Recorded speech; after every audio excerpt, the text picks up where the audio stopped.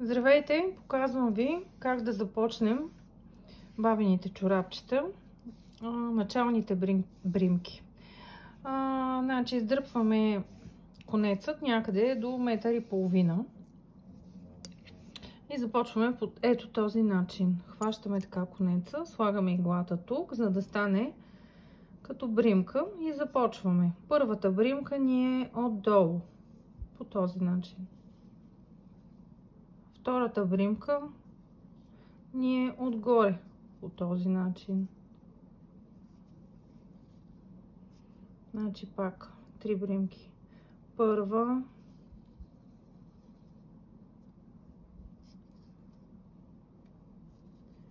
втора,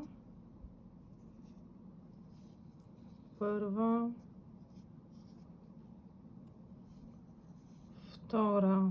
Така до 49 бримки. Вижте отдолу как става. Този начин. Хубаво.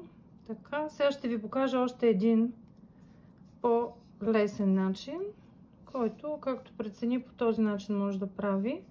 Значи той е така. Хващаме всъщност първата бримка. Ето по този начин. Така. Затягаме.